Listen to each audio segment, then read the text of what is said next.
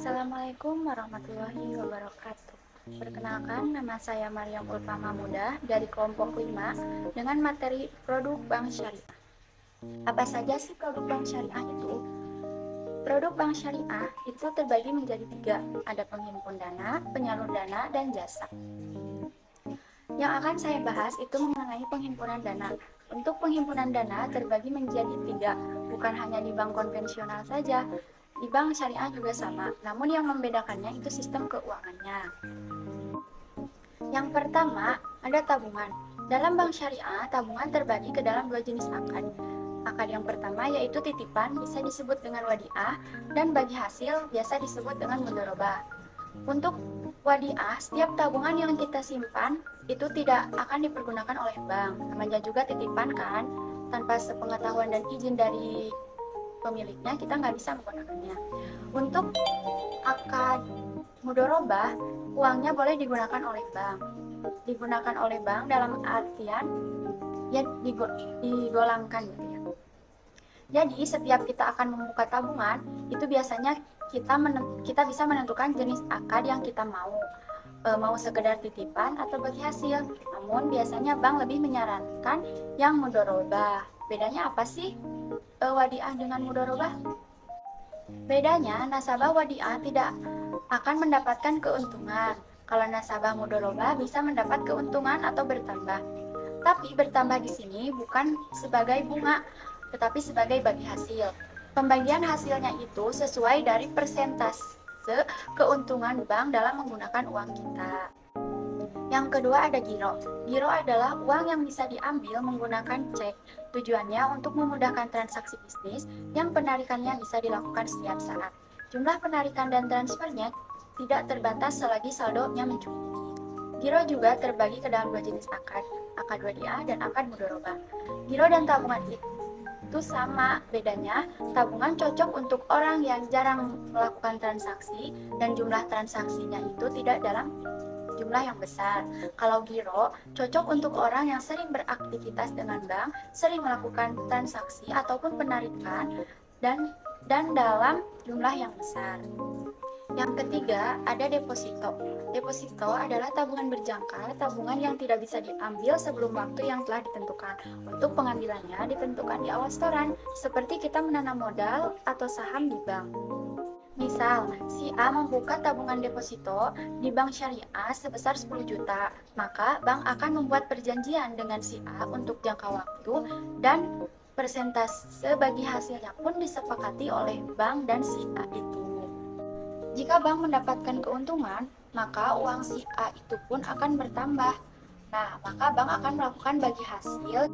Yang perlu digarisbawahi di sini yaitu keuntungan bank syariah itu tidak menentu, bisa bertambah, bisa berkurang karena disesuaikan dengan keuntungan. Logikanya, kalau di bank syariah itu jalani usaha dulu, baru tahu keuntungannya. Assalamualaikum warahmatullahi wabarakatuh. Nah, jadi saya di sini akan menjelaskan tentang penyaluran dana ya teman-teman. Jadi penyaluran dana ini adalah pembiayaan ya teman-teman. Nah, penyaluran dana ini dibagi menjadi 4 bagian ya teman-teman. Jadi yang pertama itu adalah akad jual beli, yang kedua akad sewa menyewa, ketiga akad bagi hasil, dan yang keempat adalah akad pinjam meminjam. Nah, di sini ada akad jual beli ya teman-teman. Jadi akad jual beli ini dibagi menjadi 3 bagian ya teman-teman. Yang pertama adalah murabahah, yang kedua salam, dan yang ketiga istisna. Nah, di sini ada 3 ya teman-teman. Jadi yang pertama murabahah. Jadi murabahah adalah pembiayaan barang yang diperlukan sebagian orang ya teman-teman, seperti jual beli pada umumnya. Hanya saja bank membelikan barangnya. Jadi nasabah atau yang memerlukan barangnya itu membelinya kepada bank ya teman-teman. Nah, contohnya seperti ini ya teman-teman. Jadi Sahrul itu ingin membeli kendaraan ya. Terus Sahrul melakukan pembiayaan ke bank syariah. Nah, terus bank tersebut akan membelikan kendaraan yang Sahrul inginkan. Setelah itu, bank akan menjual kembali ke Sahrul. Jadi si barangnya itu bank sudah dibeli, jadi si barangnya itu sudah dibeli sama bank, tapi dijual lagi ke Sahrul. Nah, jadi Sahrul membelinya ke bank ya teman-teman. Nah, yang kedua ada salam ya teman-teman. Jadi salam ini adalah pembiayaan yang dilakukan dengan cara memesan barang, tapi barangnya tidak ada di tempat proses jual beli, namun barangnya sudah jadi. Jadi pembayarannya dilakukan di awal secara tunai ya teman-teman. Nah, contohnya seperti ini ya teman-teman. Jadi Ilyas itu ingin membeli rumah, terus pembayarannya dilakukan di awal. Nah, baru bisa menempati rumahnya. Jadi seperti itu ya teman-teman. Nah, yang ketiga adalah istisna.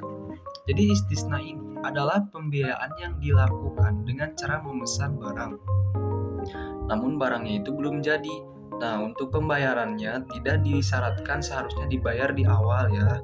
Jadi bisa diangsur atau bisa di belakangan saat barangnya sudah jadi.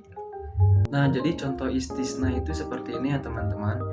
Pemesanan rumah yang rumahnya belum jadi atau dalam tahap pembuatan, untuk pembayarannya bisa dilakukan secara berangsur atau di akhir. Nah, jadi seperti itu ya teman-teman. Nah, terus di sini ada akad sewa menyewa. Akad sewa menyewa yaitu ijarah.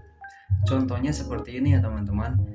Jadi Aldi ingin membangun rumah, maka bank akan membangunkan rumah atau memberikan rumah tersebut. Kemudian bank akan melakukan perjanjian akad sewa guna rumah tersebut dengan Aldi ya teman-teman. Nah, terus di sini ada akad bagi hasil.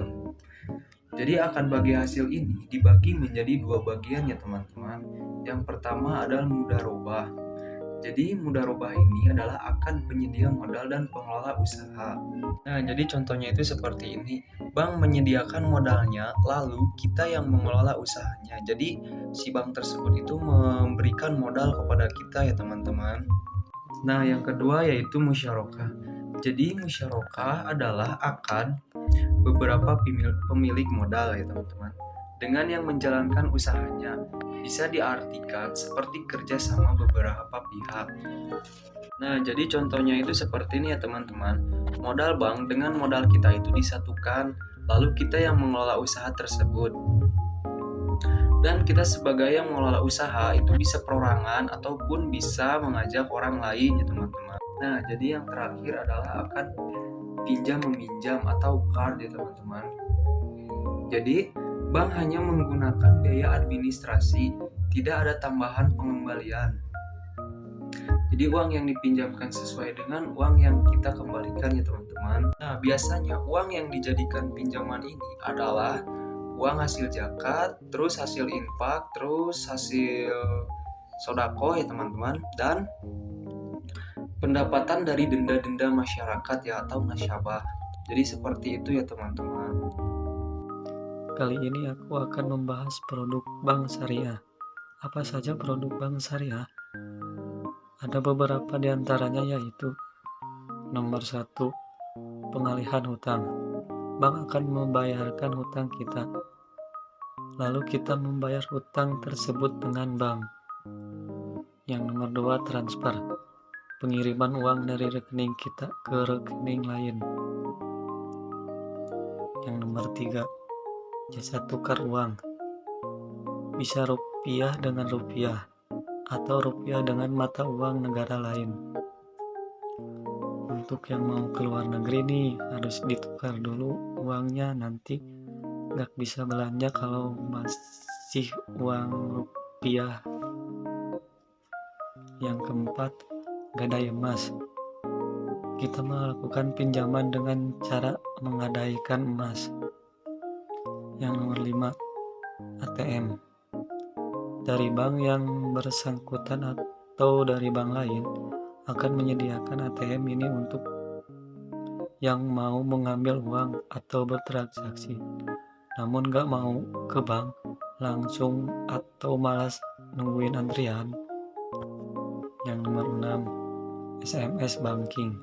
Setiap transaksi bisa dilakukan melalui SMS di HP kita, atau setiap kali transaksi di tabungan kita, bank akan memberitahukan melalui SMS di HP kita.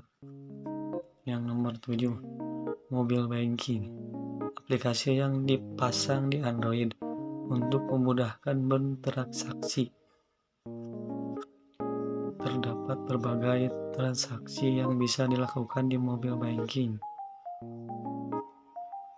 Nomor 8. Internet banking.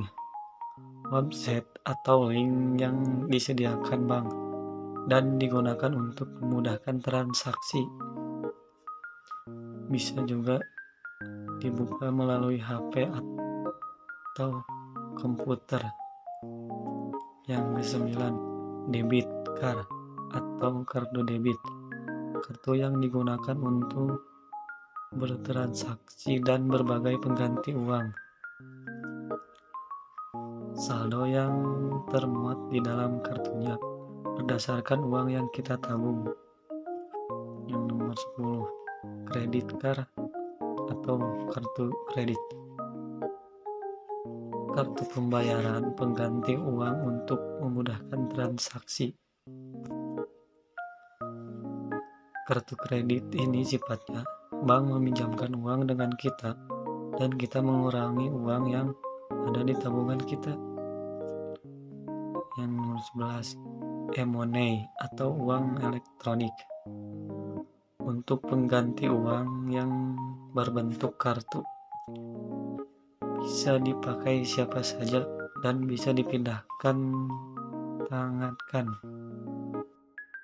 Selanjutnya yang terakhir, nomor 12, letter of credit untuk ekspor dan import atau perdagangan di luar negeri.